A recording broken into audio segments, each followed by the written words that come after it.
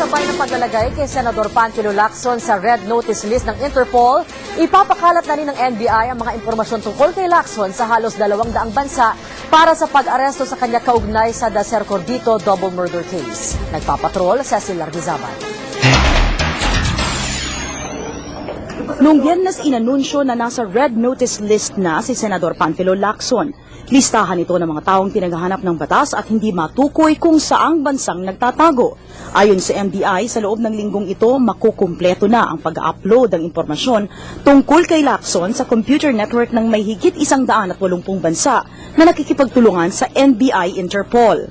May proseso po yan sa paglalagay ng Red Notice. Meron namang ibang mga requirements pa tulad ng yung kanyang latest picture, yung warrant of arrest. Biyernes nang inihain ang warrant of arrest kay Lacson matapos iturong pangunahing akusado sa pagpatay sa piyerma na si Bubi Dacer at driver nitong si Emmanuel Cordito. Iba-iba naman ang reaksyon ng ilang presidential candidates sa pagtugis ng gobyerno kay Lacson. That means may tinatago siya. Flight is a sign of guilt. This is purely political persecution. Ipinauubayan naman sa batas ni dating Pangulong Joseph Estrada at Brother Eddie Villanueva ang kasong kinakaharap ni Lacson. Cecil Lardizaban, Patrol ng Pilipino.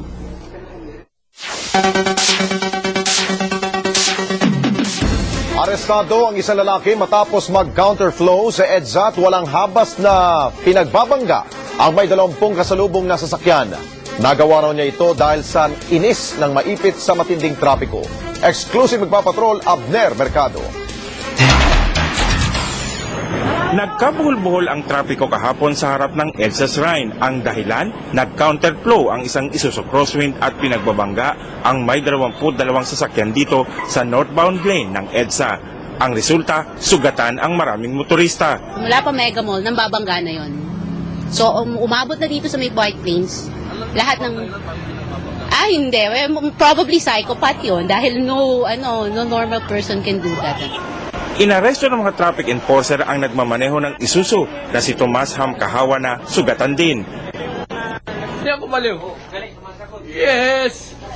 Katwiran ni Ham Kahawa na nagpakilalang dating sundalo na pundi siya ng maipit sa matinding traffic habang papunta sa krame. Ba't mo sinagasaan yung mga karamihan ng kasaya? Paharang-harang sila eh.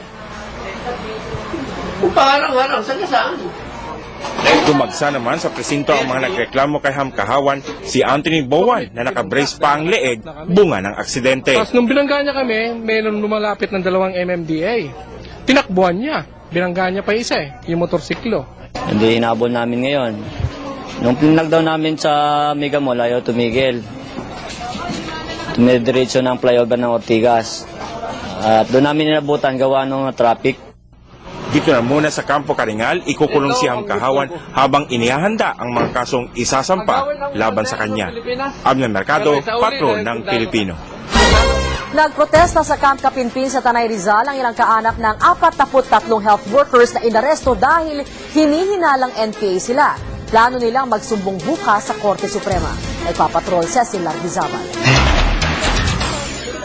Emosyonal ang asawa at mga anak ni Dr. Alexis Montes nang malamang isa siya sa 43 inaresto ng PNP at AFP habang sumasailalim sa health training sa Morong Rizal kahapon.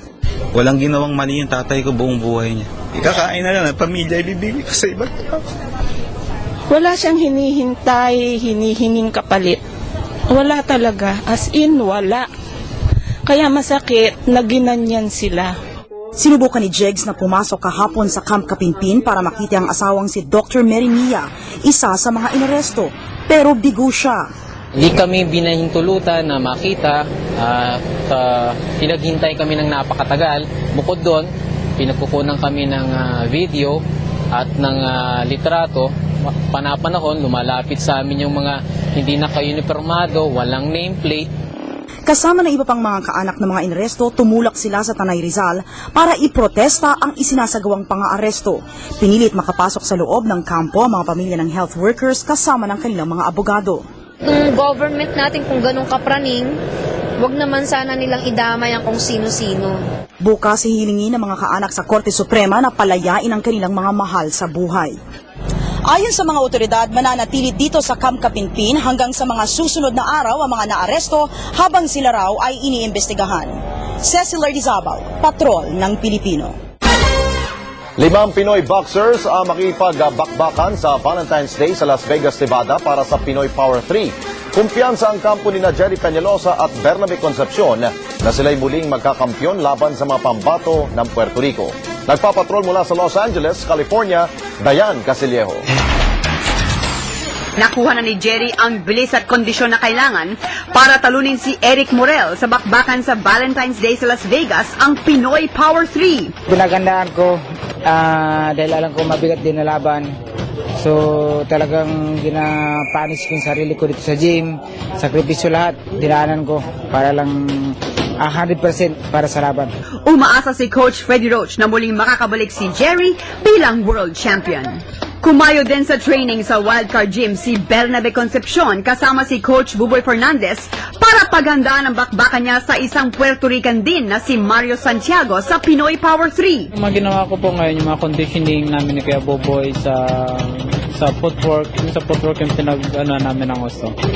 Pinag-improve namin. Tapos yung bilis ng suntok. Malaking tulong rin sa paghanda ni Peñalosa at Concepcion ang suporta ni Manny Pacquiao na halos kasabay nilang nagpa-practice para sa laban naman kay Joshua Clottey.